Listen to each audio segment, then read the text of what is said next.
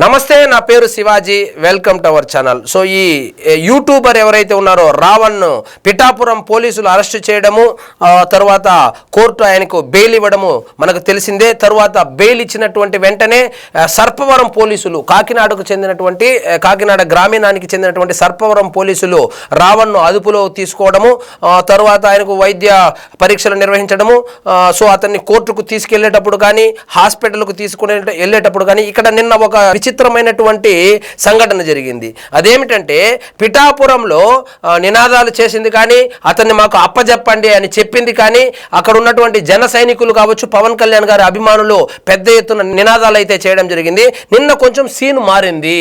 ఇది ఇప్పుడు హిందువులు ఎవరైతే ఉన్నారో, హిందూ బంధువులు ఎవరైతే ఉన్నారో వాళ్ళు పెద్ద ఎత్తున నిన్న నిరసనలు తెలియజేశారు కాకినాడలో. సో వాళ్ళు కోడిగుడ్లు కూడా విసిరారు.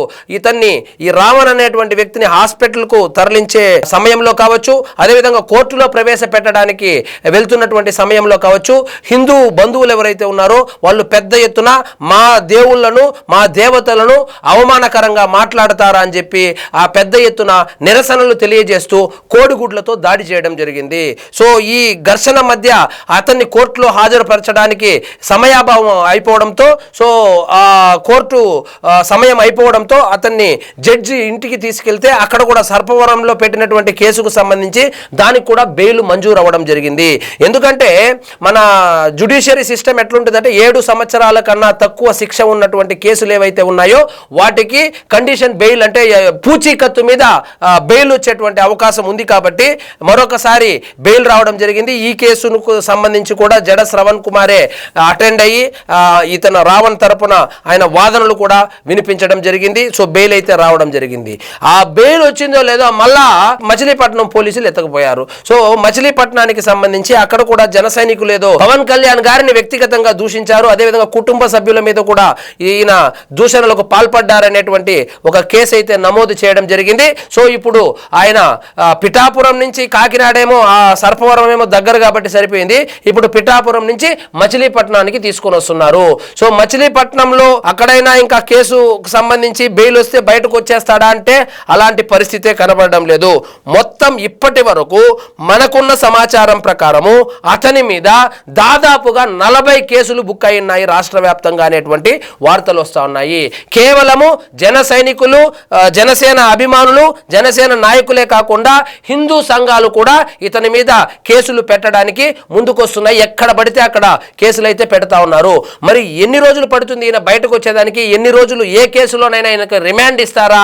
ఇలాంటివి తెలియాలంటే వాళ్ళు పెట్టినటువంటి కేసులు ఏంటి, ఏ సెక్షన్లలో పెట్టారు, సో అవి తెలిస్తే కానీ ఈ క్లారిటీ అయితే రాదు. సో మొత్తానికి రావణ్ రాత్రి కూడా, ఈ రోజు రాత్రి కూడా జైల్లోనే ఉండబోతాడు.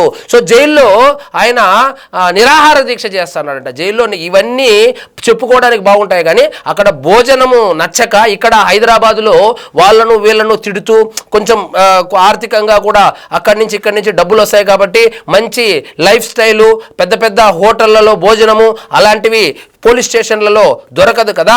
సో అక్కడ పెట్టిందే తినాలి కాబట్టి మీరు అడిగినవన్నీ పోలీసులు ప్రొవైడ్ చేయరు కాబట్టి అది నచ్చక, రుచి బాలేక, అంటే సర్పవరం అంటే ఎక్కడ రూరల్ కాబట్టి, అంటే ఇక్కడ హైదరాబాద్లో ఫుడ్ లాగా ఉండదు కాబట్టి, సో ఈయన ఇప్పుడు నిరసన తెలియజేస్తా ఉన్నాను, నేను భోజనం చేయను అని చెప్పి కూర్చున్నాడంట. భోజనం చేయకపోతే కడుపు మాడిపోతుంది. పోలీసులదేముంది, పోలీసులు తిప్పుతానే ఉంటారు. సో కాబట్టి ఈ బాధ అంతా మాట్లాడే ముందు ఉండాలి కదా. సో ఫ్రీడమ్ ఆఫ్ స్పీచ్ ముసుగులో నోటికొచ్చినట్లు మాట్లాడితే, మహిళల పట్ల, స్త్రీల పట్ల అసభ్యకరంగా మాట్లాడితే, అదేవిధంగా 2 కులాల మధ్య, 2 మతాల మధ్య గొడవలు పెట్టాలని చూసి, అదేవిధంగా హిందువులు తమ ఇంటి దైవంగా భావించేటువంటి శ్రీరాముల వారి మీద, సీతమ్మ గారి మీద ఇలాంటి అనుచిత వ్యాఖ్యలు చేసే ముందు ఇవన్నీ ఉండాలి. సో మొత్తానికి జడ శ్రవణ్ కూడా బిజీ అయిపోయాడు. ఆయనకు బెయిల్ ఇప్పించడంలో చాలా బిజీగా ఉన్నాడు. ఈయన ఏమంటాడంటే పవన్ కళ్యాణ్ గారు మాట్లాడినటువంటి మాటలను ఇన్స్పిరేషన్ గా తీసుకుని ఆయన మాట్లాడాడు అని చెప్తున్నారు. మరి పవన్ కళ్యాణ్ గారు ఎప్పుడు మాట్లాడారు? సో మొత్తము విని విని విని అసలు కేసులు పెట్టినా కూడా తీసుకోకపోగా అప్పుడు వచ్చి ఆయన బాధను వ్యక్తం చేశారు. ఆయన బాధను కూడా ఆడవాళ్ళ మీద, అంటే ఇంట్లో చిన్న పిల్లల మీద ఏమి వ్యక్తం చేయలేదు. చెప్పు తీసుకొని తిరగబడి కొడతానని చెప్పింది ఎమ్మెల్యేలను, ఎంపీలను, కార్యకర్తలను, వైఎస్ఆర్సీపీ నాయకులను. సో వాళ్ళ ఇంట్లో చిన్న పిల్లల్ని కాదు. కాబట్టి పవన్ కళ్యాణ్ గారిని ఇన్స్పిరేషన్ గా తీసుకున్నాము అంటున్నారు. పవన్ కళ్యాణ్ గారు మరి ₹1,00,00,000 మొన్నెప్పుడో విరాళంగా ఇచ్చారు. మరి మీరు ₹1,00,000 విరాళంగా ఇవ్వచ్చు కదా, ఇవ్వరు. వీళ్ళు వాస్తవంగా ఇన్స్పిరేషన్ గా తీసుకుంది పవన్ కళ్యాణ్ కాదు, ప్రకాష్ రాజ్ని ఇన్స్పిరేషన్ గా తీసుకుని. సో ప్రకాష్ రాజ్ మాట్లాడుతూ ఉన్నాడు కదా, ప్రధానమంత్రి మీద మాట్లాడుతూ ఉన్నాడు, ఆయన్నే ఏమీ చేయలేదు, మనం అట్లీస్ట్ ఇక్కడ రాష్ట్ర స్థాయిలో వీళ్ళ మీద మాట్లాడదామని చెప్పి యూట్యూబ్ లో వ్యూస్ కోసము, అక్కడ వచ్చేటువంటి రెవెన్యూ కోసము కులాల మధ్య, మతాల మధ్య, ప్రాంతాల మధ్య, పార్టీల మధ్య గొడవలు పెట్టాలని చెప్పి, వైఎస్ఆర్సీపీ పార్టీకి లబ్ధి చేకూరాలని చెప్పి. సో నిన్న కూడా ఈ కరప అదేంటి సర్పవరానికి సంబంధించి అక్కడ స్టేషన్ దగ్గర కావచ్చు, కాకినాడలో ఇతన్ని తీసుకొని వెళ్తా ఉన్నప్పుడు వచ్చినటువంటి ఆ జనం ఎవరైతే ఉన్నారో వాళ్ళు మొత్తము వైఎస్ఆర్సీపీ పార్టీకి సంబంధించినటువంటి కార్యకర్తలే. అంటే వైఎస్ఆర్సీపీ పార్టీ వాళ్ళు ఏమని మెసేజ్ ఇస్తున్నారో సమాజానికి నాకు అర్థం కావడం లేదు. కానీ సరే పవన్ కళ్యాణ్ గారిని దూషించినటువంటి విషయం కాసేపు పక్కన పెడితే, రాముల వారిని, సీతమ్మను అవమానించినటువంటి ఒక వ్యక్తిని అరెస్ట్ చేసి పోలీసులు తీసుకుని వెళ్తా ఉంటే వాళ్ళను అడ్డగించడానికి, అడ్డుకొని రావణ్ణి బయటకు తీసుకురావడానికి ప్రయత్నించినటువంటి వైఎస్ఆర్సీపీ కార్యకర్తలను ఏమనాలి? సో డైరెక్ట్ గా మీరు జగన్మోహన్ రెడ్డి గారి దగ్గర మేము హిందూ వ్యతిరేకులమని ఒక మాట చెప్పిచ్చేస్తే పోతుంది కదా. అక్కడ ఆయన హే రామ్ సేవ్ ఏపీ అంటాడు, ఇక్కడ వచ్చి రాముల వారిని దూషించినటువంటి రావణ్ కు సపోర్ట్ చేస్తారు. సో వీళ్ళు లీగల్ గా సపోర్ట్ ఇవ్వకపోయినప్పటికీను ఎక్కడెక్కడైతే అంటే గొడవలు పెట్టడానికి, అంటే రెండు పార్టీల మధ్య, రెండు కులాల మధ్య గొడవలు పెట్టడానికి సత్తా విధాలుగా ప్రయత్నాలు చేస్తూనే ఉన్నారు. సో మన పోలీసు వ్యవస్థ చాలా చాకచక్యంగా వ్యవహరించడం వల్ల మొన్న పిఠాపురంలో కావచ్చు, నిన్న కాకినాడలో కావచ్చు, రేపు మచిలీపట్నంలో కూడా గొడవ చేస్తారు చూస్తానండి. మచిలీపట్నంలో కూడా సేమ్ టెంప్లెట్ వాడతారు. ఆయన వెళ్తా ఉంటాడు, ఆయన్ని వదిలిపెట్టాలి అని చెప్పి ఆయన జైల్లో ఉన్నప్పుడు లేకపోతే విచారణ చేస్తా ఉన్నప్పుడు అక్కడ పెద్ద ఎత్తున వైఎస్ఆర్సీపీ పార్టీ సింపథైజర్స్ ఎవరైతే ఉన్నారో వాళ్ళు వైఎస్ఆర్సీపీ జెండాను పక్కన పెట్టి బ్లూ కలర్ కండువా ఒకటి కప్పుకొని, అంటే రోజుకొక కండువా, రోజుకొక మాట, వాళ్ళ నాయకుడేమో రోజుకొక క్యాపిటల్ పేరు చెప్తాడు, రోజుకొక రాజధాని అంటాడు. వీళ్ళు రోజుకొక జెండా కప్పుకొని ఆ స్టేషన్ల దగ్గరికి వెళ్ళి బ్లూ కలర్ కండువా కట్టుకొని జై భీమ్ నినాదాలు చేస్తూ ఆయన్ని వదిలేయండి అని చెప్పి శాంతి భద్రతలకు విఘాతం కల్పించేలాగా వీళ్ళు గత 3 రోజులుగా ప్రవర్తిస్తా ఉన్నారు.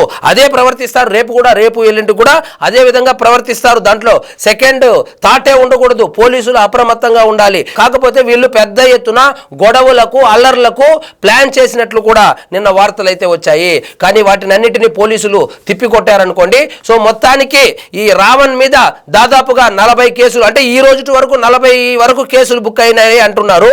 సో మొత్తం 175 నియోజకవర్గాల్లోనూ మొత్తం ఆయన మీద కేసులు పెట్టి 175 రోజుల వరకు ఆయనకు సెలవు ప్రకటించకూడదు అని చెప్పి జన సైనికులైతే ఆలోచనలో ఉన్నట్టు కూడా వార్తలు వస్తా ఉన్నాయి. మరి చూద్దాం ఎప్పుడు ఇతనికి బెయిల్ వస్తుంది, ఎప్పుడు బయటకు వస్తాడు. లేకపోతే బోరుగడ్డ అనిల్ కావచ్చు, మెంటల్ కృష్ణ ఎవరైతే ఉన్నారో ఆయన కావచ్చు, ఆయనలాగా ఈయన కూడా రాష్ట్ర వ్యాప్తంగా అన్ని స్టేషన్లు తిరుగుతాడా, లేకపోతే మధ్యలో, ఎందుకంటే ఇతన్ని బయటకు తీసుకొని రావడానికి, ఇతని చేత మళ్ళీ వీడియోలు చేపించడానికి, ఇతని చేత పవన్ కళ్యాణ్ గారిని మళ్ళీ టార్గెట్ చేపించడానికి, ఇతని చేత కూటమి పార్టీలు విడిపోయేలాగా చేసేదానికి, కూటమి కార్యకర్తలు కొట్టుకునేలాగా చేసేదానికి వైఎస్ఆర్సీపీ పార్టీ పెద్దలు ఎవరైతే ఉన్నారో వాళ్ళు పెద్ద ఎత్తున ప్రణాళికలు రచిస్తా ఉన్నారు.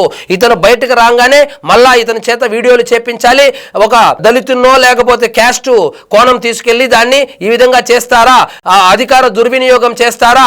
సో పవన్ కళ్యాణ్ గారు ఆ రోజు మాట్లాడినప్పుడు, పవన్ కళ్యాణ్ గారు ఆ రోజు చెప్పు తీసుకుని మాట్లాడినప్పుడు మీరెందుకు కేసులు పెట్టలేదు, మీరే కదా అధికారంలో ఉన్నారు, మరి పవన్ కళ్యాణ్ గారి మీద కేసులు పెట్టి అరెస్ట్ చేయొచ్చు కదా, ఏం భయమా? పవన్ కళ్యాణ్ గారిని అరెస్ట్ చేసే అంత ధైర్యం మీకు లేదా? లేకపోతే అదేదో సినిమా చెప్తారు, భయమా, సిగ్గా, లేకపోతే సిగ్గుతో కూడిన భయం వల్ల వచ్చిన గౌరవమా అన్నట్లు ఎందుకు అరెస్ట్ చేయలేదు? పవన్ కళ్యాణ్ గారి మీద కేసులు అప్పుడు ఎందుకు పెట్టలేదు? మీ చేతిలోనే కదా అధికారం ఉంది. పవన్ కళ్యాణ్ గారి మీద మమ్మల్ని కొడక అన్నాడు, చెప్పు తీసుకుని కొడతానని చెప్పినాడని చెప్పి మీరు కేసులు పెట్టి ఆయన్ని అరెస్ట్ చేసి ఉండవలసింది, అప్పుడు తెలిసేది కదా. చంద్రబాబు నాయుడు గారిని అరెస్ట్ చేస్తే ఏమైందో చూసాం కదా. కాబట్టి పవన్ కళ్యాణ్ గారిని చూసి ఇన్స్పైర్ అయినామని చెప్పుకునేటువంటి వాళ్ళు ఎవరైతే ఉన్నారో నంది నందే, పంది పందే. కాబట్టి ప్రతి ఒక్కరూ పవన్ కళ్యాణ్ గారు కాలేరు, ప్రతి ఒక్కరు జగన్మోహన్ రెడ్డి గారు కూడా కాలేరు. కాబట్టి ఒక స్థాయికి తగ్గట్టు మాట్లాడాలి. సో ఇదండి ఈరోజు మన టాపిక్. మీకు ఈ వీడియో నచ్చినట్లయితే లైక్ చేయండి, షేర్ చేయండి, ఛానల్ మాత్రం సబ్స్క్రైబ్ చేసుకోవడం మర్చిపోవద్దు.